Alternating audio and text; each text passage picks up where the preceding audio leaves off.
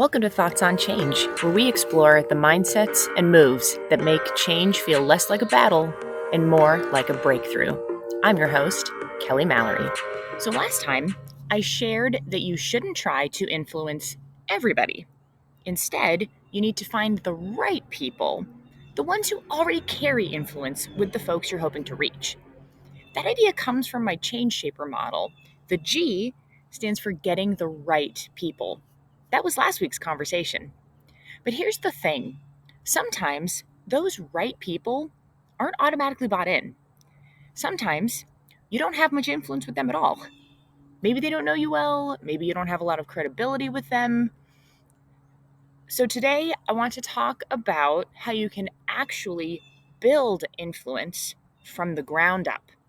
And I'll be honest, this episode is a little longer than usual, but stick with me because these are foundational skills for creating real change in your organization. So let's start with what not to do. Let's start with the trap most of us fall into. The quickest way to lose people is to push your change down their throats. I get it. You've got a shiny new tool, or you're pumped about a solution that worked somewhere else, and you want to come in like a hero, dun da da, and save the day. But here's the truth. You probably don't know as much about the problem as you think. You've maybe heard one or two perspectives, and both come with biases. And even if your solution is solid, it hasn't been tested in this exact context, with this team, and under these conditions. Now, your idea might still be a great starting point, but if you push it as the answer, you'll lose people before you've even begun. So, what's the alternative? The alternative is learning your way forward with people, not at them. It's staying curious, asking questions, and walking alongside them as you figure it out together. And I know this takes guts. It's vulnerable to say, I don't know for sure if this will work, but I'm committed to figuring it out with you. Some organizations don't reward this kind of honesty, which makes it even harder. If you're in a place like that, I am genuinely sorry. And if you ever want to talk about how to start shifting that culture or even how to find a culture that values learning, I'd be glad to support you. But if you can take this approach, let's get into the practical side of it. There are two simple ways, but not always easy, to build that influence. These are the first two key actions in my change shaper model. One, connect with curiosity and compassion. And then two, helping with intention. Let me share a quick story of how I learned this the hard way. Early in my career, I was working at a solar startup. We had just built an assembly line to make solar trackers for people's properties. And our leadership wanted us to double the output that we were making. From one tracker a day to two. So it doesn't sound like a lot, but that is a doubling.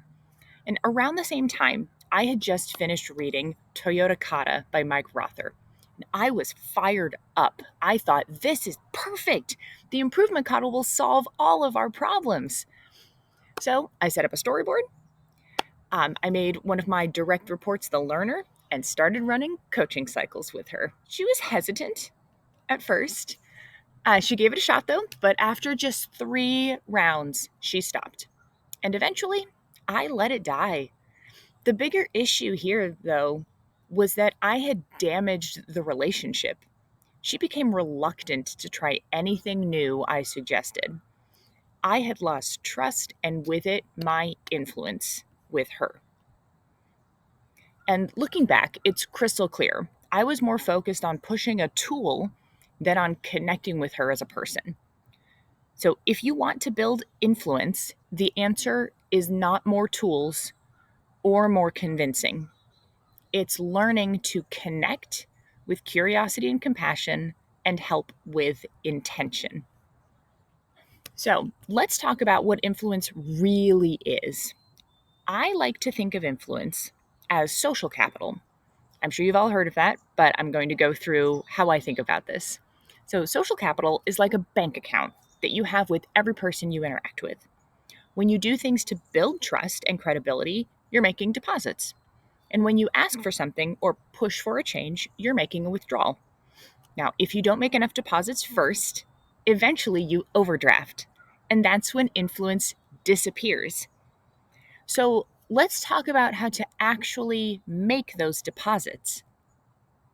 This is where connecting with curiosity and compassion comes in. And it starts with a mindset shift. Instead of how do I convince this person to do what I want, think instead, how do I understand this person so I can better help them? You see the difference? This shift changes everything because people are much more open when they feel you're genuinely interested in their perspective. So the next step is presence. And I'll be honest, this one is hard for me too. Being fully present means turning off the wandering thoughts, ignoring the buzz on your watch, and focusing completely on the other person.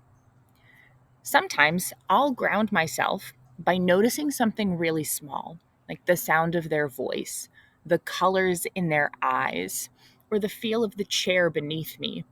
All of these pull me back into the current conversation. And then once you're present, you can start asking questions. And one approach I love is motivational interviewing. Motivational interviewing uses the ORS skills.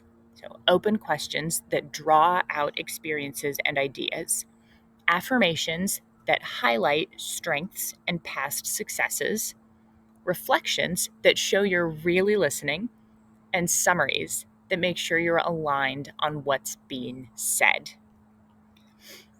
These tools help you understand someone deeply while also building trust.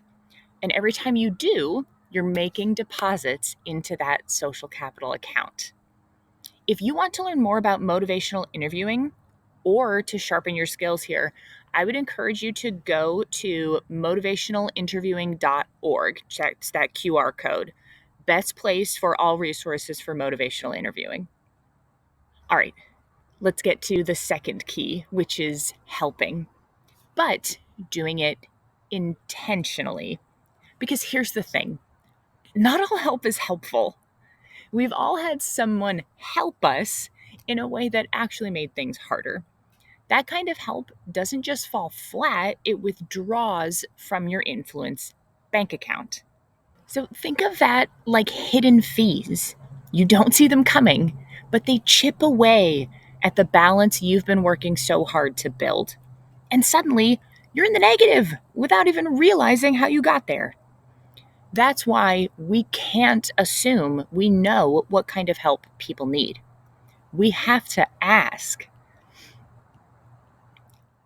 One of my favorite questions along these lines is from Brene Brown, and that's, what does great support look like for you right now? I'll say that again. What does great support look like for you right now? It's simple, but it's powerful. It makes sure you never help in a way that feels unhelpful. And just as important, it asks the other person to pause and reflect on what they really need. Sometimes they'll know right away. Sometimes they'll say, I'm not sure. Let me think about it. And that's a great answer too. Give them the space to figure it out. And that might be the best support you can offer in that moment. The challenge, of course, is balancing what they think they need with what will truly help them grow. If someone says, I just need you to do this for me, that might solve today's problem, but it doesn't build their capability for tomorrow. And this is where you stretch them gently, like a healthy rubber band. Enough to grow, but not so much that it snaps. So here are your next steps. 1, connect with curiosity and compassion. And this means shifting from convincing to learning, being fully present in conversations, and using ORS to create collaborative, trust building dialogue. And then help with intention. Ask, what does great support look like for you right now? and balance between what people want and what will truly serve them. Because when you focus on making steady deposits into your influence bank accounts, you'll find that your ability to create change grows dramatically. And that's when we move from battle to breakthrough.